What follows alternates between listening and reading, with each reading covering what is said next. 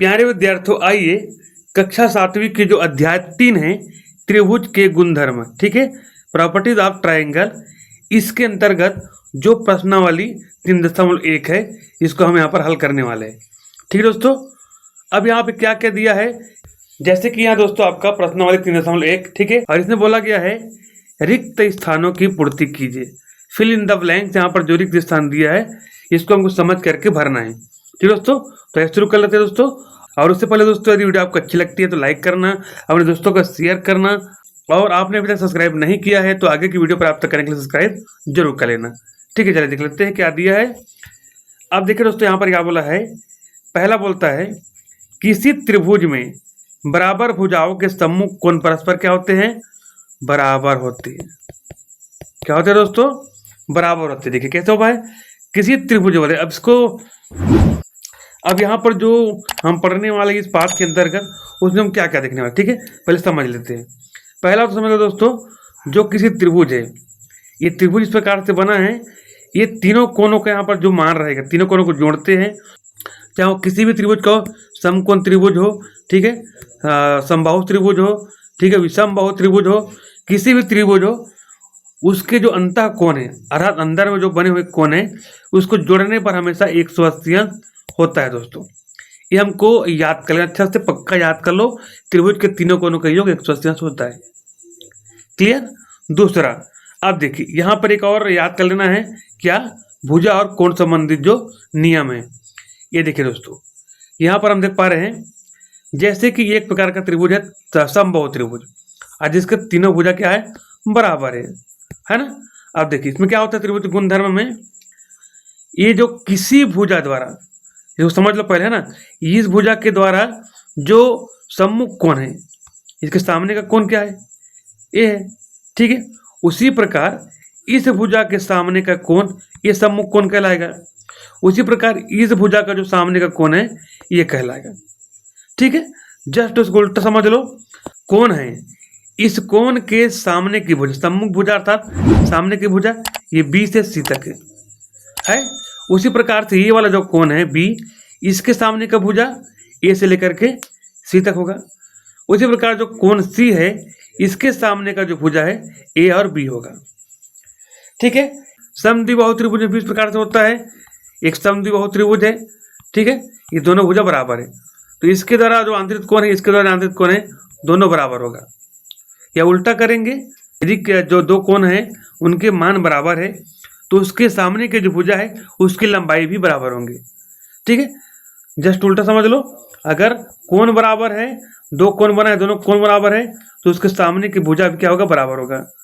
और अगर भुजा बराबर है, दो भुजा बराबर है, तो उसके सामने के कोण बराबर होंगे। ये दोनों का अपोजिट है, इसी के माध्यम से यहाँ पर हम हल करेंगे। ठीक है दोस्तों, चलिए अब यहाँ पर क्या बोला था, किसी त्रिभुज में बराबर भुजाओं के सम्मुख कोण बराबर होते हैं। बताया मैं, अगर दो भुजा है जो सदम बराबर है, तो इसके सामने की कोण ये वाला और इसके सामने की कोण ये वाला, दोनों आपस में क्या होगा, बराबर होगा। क्लियर है बच्चों। दूसरा, यदि किसी त्रिभुज के दो कोण बराबर है तो वह खाली स्थान त्रिभुज होगा। क्या बोला जा रहा है, क्या बोला जा रहा है, दो कोण बराबर है। अब देखिए, जिसके मान लो ये वाला कोण इस प्रकार से त्रिभुज बना हुआ है, इसमें ये कोण बराबर, ये कोण बराबर है, इसका मतलब क्या हुआ, इसके सामने का भुजा ये बराबर होगा, इसके सामने का भुजा ये बराबर, ये दोनों भुजा बराबर होगा, क्योंकि दोनों का कोण क्या बराबर है। तो जो बराबर कोण है, जो बराबर माप के कोण है, उसके सामने की भुजा भी बराबर होती है। अर्थात कहने का मतलब क्या हुआ, ये दोनों भुजा बराबर, अर्थात समद्विबाहु त्रिभुज। दो भुजा है ना, दोनों भुजा बराबर है, तो हम यहाँ पर लिखेंगे समद्विबाहु त्रिभुज होगा। ठीक है दोस्तों, अब देखिए तीसरा में क्या बोला है, समबाहु त्रिभुज का प्रत्येक कोण खाली स्थान अंश का होता है। ठीक है, अब देखिए एक त्रिभुज है जिसकी तीनों भुजा बराबर है। इस प्रकार से एक त्रिभुज बना है दोस्तों जिसकी तीनों भुजाएं बराबर है। ठीक है, अब इसमें जो आंतरिक कोण है कितना होगा, इसके द्वारा जो प्रत्येक कोण है कितने कितने अंश का होगा, तो हमको पता है भाई, त्रिभुज के तीनों कोणों का योग होता है 180 अंश। अब तीनों कोणों को जोड़ने पर हुआ 180 अंश, और चूंकि तीनों कोण के बराबर है, तो अगर हम इसको 3 से भाग दे देंगे, ठीक है, 1 से बराबर मान के 3 से भाग देते हैं तो हमारा जो मान है निकल जाएगा दोस्तों। ठीक है, तो इस प्रकार से देखते हैं 3 6 का 18 60 अंश, अर्थात जो समबाहु त्रिभुज है उसकी प्रत्येक कोण होगा आपका 60 अंश का। ठीक है, अगला बोलता है दोस्तों किसी समद्विबाहु त्रिभुज का एक शीर्ष कोण 100 अंश का हो तो शेष बराबर कोण खाली स्थान अंश के होंगे। अब बोला जा रहा है समद्विबाहु, क्या बोला जा रहा है दोस्तों, ये देखो समद्विबाहु, इस प्रकार से दो भुजा बराबर है समद्विबाहु। इसके ये वाला जो कोण है बोला जा रहा है इसको मान लो है शीर्ष कोण जो है 100 अंश है। कितने अंश का कोण है, 100 अंश का कोण है। तो अब ये कोण जो है कितने अंश होंगे, क्या मतलब है दोस्तों, त्रिभुज जो है समद्वि है, अर्थात ये भुजा बराबर है ये भुजा बराबर है, अर्थात इसके सम्मुख कोण ये वाला कोण है ये, और इसके भुजा के जो सम्मुख कोण ये वाला कोण, दोनों कोण का भी मान क्या होगा, बराबर होगा। ठीक है, और हमको पता है त्रिभुज के तीनों कोणों का योग कितना होता है, 180 अंश होता है। त्रिभुज के तीनों कोणों का योग 180 अंश होता है, और हमको पता है एक कोण कितना 100 दिया है, 100 को घटा दो तो हमारे पास बच गया 80 अंश। अब यहाँ पर 80 जो है दोनों कोणों का योग जो है 80 अंश है। अब इसको हम अगर 2 भाग करें, क्योंकि 2 तो कोण बना है ना, दोनों बराबर बराबर है, तो बराबर बराबर बांटेंगे तो यहाँ पर कितना हो जाएगा, यहाँ पर 40 आ जाएगा। ठीक है, तो ये जो कोण है ये 40 होगा, ये वाला भी कोण 40 होगा। अब अगर हम तीनों कोणों को जोड़ते हैं दोस्तों तो 100 40 40 180 हो जाएगा आपका। क्लियर है, चलिए अब चलिए दोस्तों अगला क्या बोला है इसको समझ लेते हैं। अगला किस प्रकार से बोला है, ये बोलता है किसी त्रिभुज में सबसे बड़े कोण की सम्मुख भुजा सबसे खाली स्थान होती है। ठीक है, देखिए अब यहाँ पर बोलता है कि एक त्रिभुज है जिसमें सबसे बड़े कोण, अर्थात हम इस प्रकार से एक अधिक कोण वाला त्रिभुज बना लेते हैं। ठीक दोस्तों, ये देखिए ये जो प्रकार का त्रिभुज है और ये हमारा जो कोण जिसका माप है बहुत ही ज्यादा है, बड़ा है।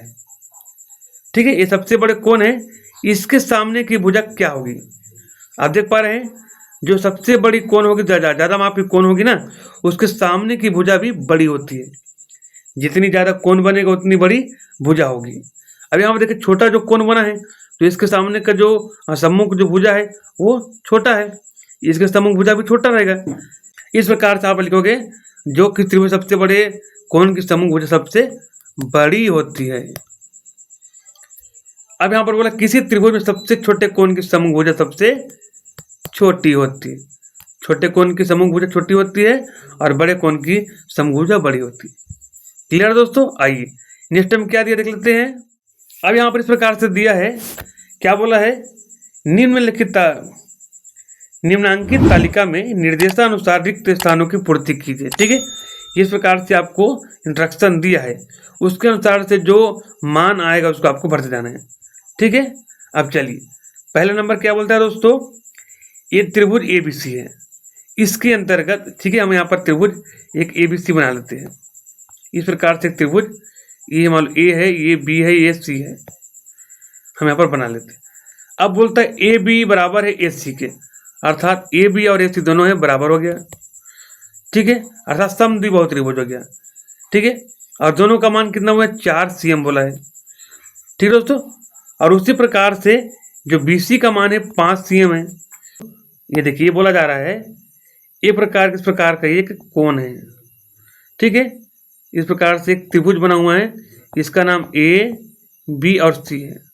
ठीक है, ये दोनों भुजा जो है आपस में बराबर है बोल रहे हैं। ठीक है, और क्या बोल रहा है, ये कोण जो है 50 अंश का है। इसका मान 4 सेंटीमीटर और इसका मान जो 5 सेंटीमीटर।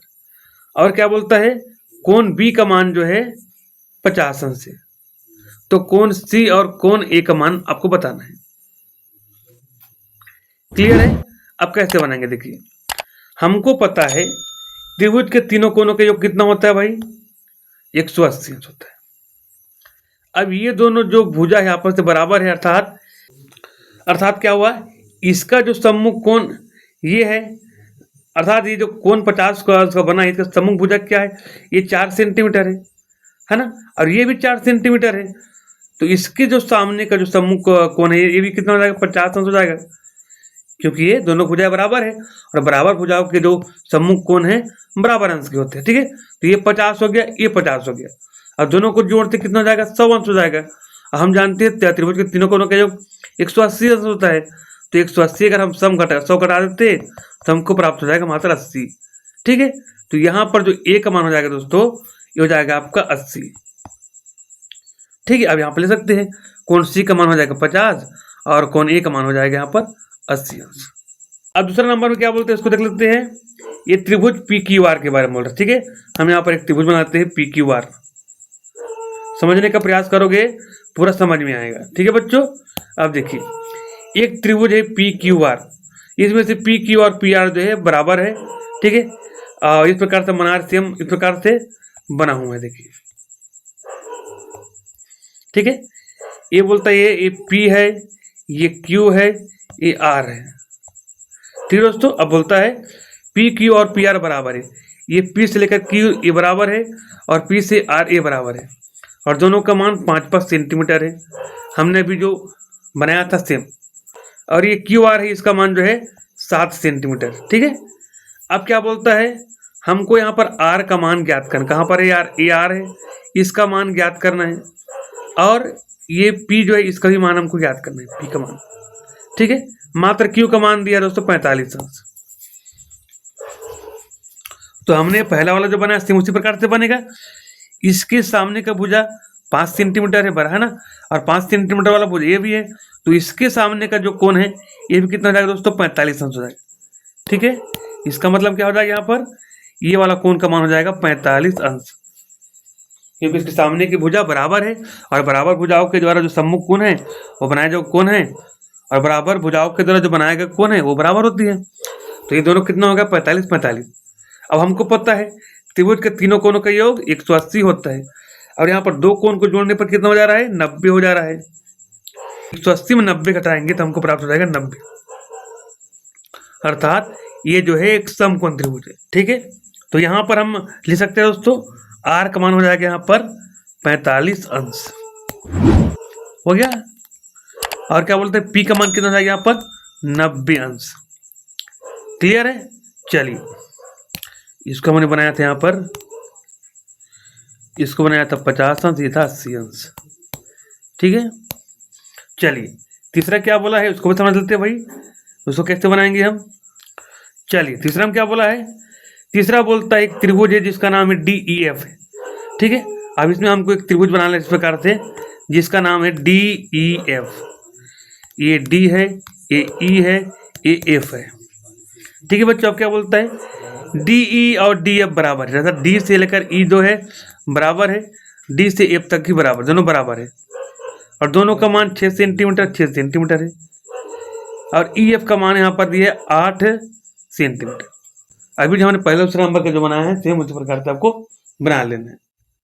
ठीक है, अब देखिए अब क्या बोलता है, ये जो कोण D है, ये जो कोण D है ना, इसका मान दिया आपको 84 अंश है। तो हमको इन दोनों कोण का मान बताना है दोस्तों। ठीक है, अब देखिए क्योंकि ये जो भुजा है दोनों भुजा बराबर है, डी से लेकर के एफ तक और डी से लेकर के ई तक दोनों बराबर है, तो बराबर भुजाओं के जो सम्मुख कोण है, सामने जो जिसका कोण बनाया जो कोण है ये भी क्या होगा, बराबर होगा। अर्थात मान लो ये 100 है तो ये भी कितना हो जाएगा, 100 हो जाएगा। ठीक है, और हमको पता है कि त्रिभुज के तीनों कोणों का जो कितना होता है 180, अर्थात तीनों को जोड़ेंगे 100 100 और 84 को जोड़ेंगे तो हो जाएगा आपका 180 अंश होगा। अब हम 100 को जोड़ते हैं तो 2 100 हो जाएगा यहाँ पर और 84 अंश और 180 इस प्रकार से 180 हो जाएगा। ठीक है ना, तो 2 100 इस प्रकार से रहेगा और 84 इस प्रकार से हम क्या करेंगे, उसमें पक्षांतर करेंगे तो 180 ऋण 84।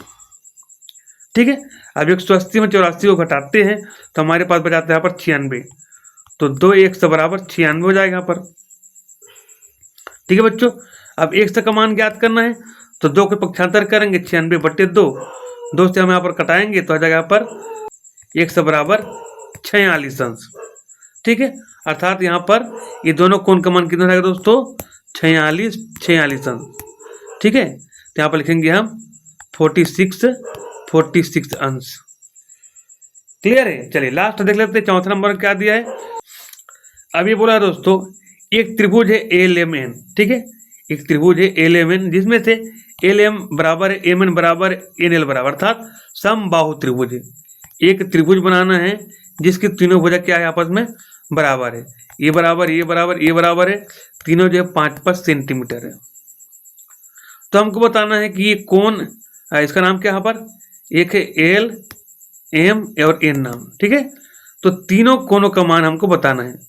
तो हमने यहाँ पर पहले नंबर जो खाली स्थान भरा था, ये देखिए क्या भरा था, समबाहु त्रिभुज की प्रत्येक कोण 60 अंश की होती है, ठीक है, क्योंकि तीनों कोणों का जो 180 अंश होता है, 3 से भाग देंगे तो 3 6 18 60 अंश हो जाएगा, ठीक है। तो यहाँ पर जो तीनों कोण जो है 60 60 60 होगा। क्लियर है बच्चों, इसको आपको देख लेना है, इंपॉर्टेंट है ये, बिल्कुल ही आपके जो परीक्षा है उसमें पूछा जाएगा। अब आइए दोस्तों, जो तीसरा नंबर किस प्रकार से दिया इसको देख लेते हैं। आपका तीसरा क्वेश्चन क्या दिया है समझ लेते हैं, फिर बनाने का प्रयास करेंगे। ये देखिए ये क्या बोलता है दोस्तों, आपका नीचे दिए गए त्रिभुज XYZ के बराबर भुजाओं के नाम लिखिए, कोण Y का माप कितना होगा, ठीक है। अब देखिए यहाँ पर इस कोण का मान दिया है 40 अंश, इस कोण का मान दिया है 40 अंश। तो हमने क्या देखा, समान कोण के द्वारा जो सम्मुख भुजा है वो बराबर होती है, अर्थात ये जो कोण है इसके सामने की भुजा ये है और ये जो कोण है इसके सामने की भुजा ये है, ठीक है। अर्थात ये दोनों क्या हो जाएगा, आपस में बराबर होगा। y x x y कर दो, ये बराबर हो जाएगा आपका YZ से, YZ के बराबर होगा, ठीक है। दोनों भुजा का बराबर हमने लिख लिया यहाँ पर, XY और YZ ये दोनों जो है भुजा जो है आपस में भुजा बराबर हो गए। अब बोलता है ये कोण Y का मान कितना होगा, ठीक है। तो कोण Y का मान कैसे ज्ञात करेंगे, देखिए हमको पता है ये जो दोनों कोण हैं ये दोनों जोड़ने पर होता है 80 अंश, और हमको पता है त्रिभुज के तीनों कोणों का योग कितना होता है 180 अंश। तो 180 में अगर हम दोनों को घटाएंगे, 80 को घटाएंगे तो हमारे पास बच जाता है मात्र 100 अंश। तो इसका मान है दोस्तों 100 अंश। क्लियर, इस प्रकार से आपको बनाना है। आइए देख लेते हैं आप चौथा नंबर में क्या दिया है, चौथा क्वेश्चन समझ लेते हैं। नीचे दिए गए त्रिभुज ABC में BC बराबर 5 सेंटीमीटर, कोण C बराबर 40 अंश एवं कोण B बराबर 50 अंश है, ठीक है। तो हमको यहाँ पर जो दिया है उसको हमको समझ लेना है। ये क्या बोलता है, ये जो त्रिभुज ABC इसमें से ये जो B से लेकर के C जो है 5 सेंटीमीटर, कोण B का मान 50, C का मान 40 अंश है। तो क्या AB बराबर AC होगा, अरे क्या AB बराबर होगा AC, बिल्कुल नहीं, क्योंकि इसका जो कोण है 50 अंश है, इसका कोण 40 अंश है, तो इसके सामने का जो भुजा है वो लंबाई भी अलग अलग होगा। जो कोण है यहाँ पर अलग अलग है तो इसके सामने की सम्मुख भुजा भी अलग अलग होगा, तो बराबर नहीं होगा, क्योंकि सामने की जो क्योंकि इसकी जो कोण है यहाँ पर अलग अलग माप की है, तो भुजा भी अलग अलग माप की होगी, ठीक है। दूसरा बोलते हैं AB और AC में कौन सी भुजा बड़ी है, AB और AC में कौन सी भुजा बड़ी है। तो हमको पता है जिसका जो माप ज़्यादा है, ठीक है, यहाँ पर जिसका ज़्यादा माप पे जो कोण है उसके सामने की भुजा बड़ी होती है। तो हम यहाँ पर देख पा रहे हैं ये 50 अंश का है, ये 40 अंश का है, तो 50 बड़ी है, 50 का मान ज़्यादा है, तो इसके सामने की जो भुजा है AC का मान जो है ज़्यादा होगा, AC जो है बड़ा होगा। क्लियर। तीसरा, बड़ी भुजा छोटे कोण के सम्मुख है या बड़े कोण के, ठीक है। अब इसमें देखिए बड़ी भुजा कौन सी है, इसमें समझ लो दोस्तों कि बड़ी भुजा कौन सी है, ठीक है।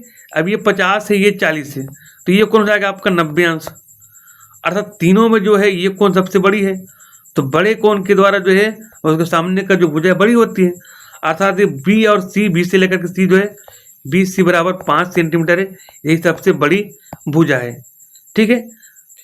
तो यहाँ पर पूछा जा रहा है ये जो बड़ी भुजा है ये बड़े कोण के सम्मुख है या छोटे कोण के, तो बड़ी भुजा है अर्थात बड़े कोण के सम्मुख होगा, ठीक है। तो बड़े कोण के सम्मुख भुजा भी बड़ी होगी और छोटे कोण जो जिसका माप छोटा है और जो सम्मुख कोण जो है छोटा होगा, ठीक है। इस प्रकार से आपको बना लेना है, और वीडियो बहुत लंबी हो चुकी है, तो नेक्स्ट वीडियो हम जानेंगे दोस्तों यहाँ पर जो क्वेश्चन नंबर 5 से आगे का जो क्वेश्चन इस प्रकार से किस प्रकार से आप उसको हल करोगे, ठीक है।